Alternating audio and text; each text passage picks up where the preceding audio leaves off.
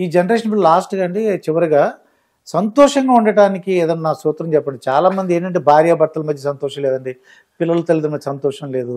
మీరు ఆధ్యాత్మికంగా ఉన్నారు, జీవితాన్ని చూశారు, మీరు కూడా ఒక సీనియర్ సిటిజన్ కింద లెక్కే. ఏమన్నా మీ అనుభవంతో సంతోషంగా ఉండాలంటే ఏం చేస్తే ఏమనండి అంటే ఒక్కొక్కళ్ళు ఒక మార్గం ఎంచుకుంటుంటారు. ఎందుకంటే కార్లు, బెంచ్ కార్లు ఏంటి సంతోషం ఉందా నాకు అనిపిస్తుంటుందండి. బంగారం వేసేసుకుని, నగలు వేసుకుని.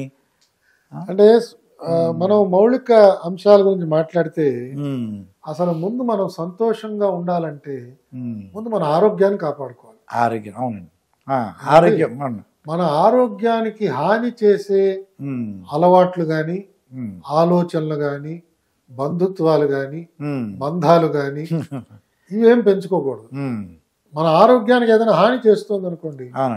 నేను శిక్షణలో ఉన్నప్పుడు మా ట్రైనింగ్ ఇచ్చిన కలెక్టర్ గారు అంటే వారం రోజులే ఆయన ఉన్నారు, కానీ ఆయన చాలా ఒక ప్రభావితవంతమైన ఒక ప్రభావితం చేసే ఆలోచన నాకు ఇచ్చారండి. ఆయన ఏమన్నారంటే, ఆయన పేరు ఎస్పీకే నాయుడు గారు.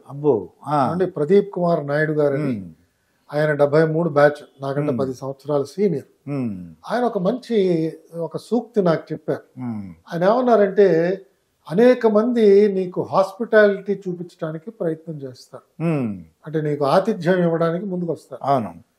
నువ్వు ఎలాంటి ఆతిథ్యం స్వీకరించగలగాలంటే ఎవరి ఆతిథ్యాన్ని నువ్వు తిరిగి ఇవ్వగలుగుతావో ఆ ఆతిథ్యం నువ్వు స్వీకరించు. అది నువ్వు వాళ్ళు భోజనం పెట్టారు కూడా మీరు భోజనం పెట్టగలరు. అది సో వాళ్ళు చాలా చాలా గొప్ప ఇంటివాడు, వాళ్ళ ఇంటికి నేను పదే పదే భోజనానికి వెళ్తున్నాను, మా ఇంటికి ఒకసారైనా పిలవగలనా, ఆతిథ్యం ఇవ్వగలనా, మా ఇంట్లో ఉన్న స్తోమత, మా ఇంట్లో ఉన్న వాతావరణానికి అతన్ని పిలవడం వల్ల నేనేమన్నా ఒక రకమైన చిన్న చూపుగా నేను భావించుకోవాల్సి వస్తుందా, ఇది ఆలోచన చేస్తే అలాంటి పెద్ద ఇంటి వాళ్ళ దగ్గరికి వెళ్ళడం నేను మానుకుని, అయ్యా నీకు నాకు సరితూగదు, ఏదో నేనేదో కమిషనర్ని, కమిషనర్ ఇండస్ట్రీస్ని, లేదా ఏదో ఎండి ఏపీఐఏసీని ఉద్యోగరీత్యా ముఖ్యమంత్రి గారి దయవల్ల నేను అక్కడ కూర్చున్నాను, అంతేగాని నేను నీతో సరితూగలేను, కాబట్టి నీ ఆతిథ్యం నాకు ఎందుకు, చెప్పగలిగే ధైర్యం ఉంటే చెప్పడం, చెప్పడం ఇష్టం లేకపోతే మౌనంగా ఉండడం. కానీ అలాంటి ఆతిథ్యం స్వీకరించకుండా ఉన్నాం అనుకోండి, మనకి సమస్యలు ఉండవు. అనవసరంగా ఇలాంటి సమాజాన్ని మన చుట్టూ ఏర్పాటు చేసుకుని వాడు బెంజ్ కార్లో తిరుగుతున్నాడు కదా అని చెప్పి నేను అద్దెకి బెంజ్ కార్ తెప్పించుకోవడం ప్రారంభిస్తే 2 రోజులు మాత్రం బెంజ్ కార్లో తిరగలుగుతాను, మిగతా రోజులు ఆర్టీసీ బస్సులో వెళ్ళాలి, నాకు వచ్చే జీతం సరిపోదు. సో ఇంకా రోజు బెంజ్ కార్ గురించి ఆలోచన చేస్తే అడ్డదడ్డంగా నేను డబ్బులు సంపాదించాల్సి వస్తుంది.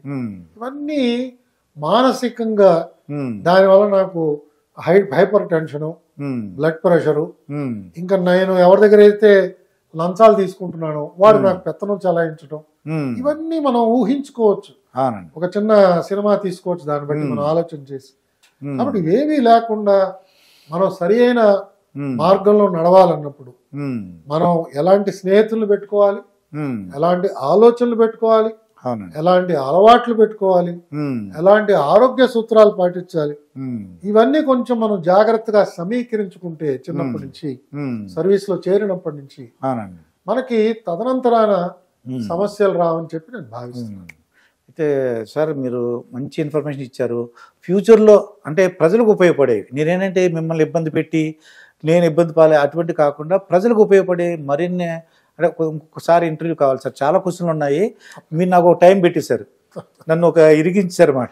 అలా కాదు అంటే నాకు 2 hours అనుకున్నాను, అది మాట్లాడుతున్న కొద్దీ అంటే ఆ దేవుడు వెంకటేశ్వర స్వామి గురించి మాట్లాడుతుంటే వినాలనిపిస్తుంది, ఇంకా వినాలనిపిస్తుంది నాకు. అంటే నా అనుభవాలు, అది నేనేదో ఒక బావిలో కప్పలాగా నా ప్రపంచంతో నేను చెప్పాను. అవునండి, ఆయన విషయాలు అనేక ఉన్నాయి. అవునండి, ఇంకా అనేక అనుభవాలు సంపాదించిన వాళ్ళు అనేక మంది ఉన్నారు. అవునండి, కాబట్టి నాకు తోచిన విషయాలు ఏదో క్లుప్తంగా చెప్పగలిగితే, అవునండి, భగవంతుడు నిర్ణయం ఎలా ఉంటే ఆ రకంగా ఇంకోసారి కలుద్దాం. అలాగండి, తప్పకుండా. ఇదండి, మేము ఎటువంటి ఇంటర్వ్యూలు చేయాలి, లేదంటే మీకు ఎటువంటి ఇంటర్వ్యూలు అంటే చాలా ఇష్టం, మాకు కామెంట్ రూపం ద్వారా చెప్పండి. తప్పకుండా మీకు ఇష్టమైన ఇంటర్వ్యూలు నేను చేయడానికి ప్రయత్నిస్తాను.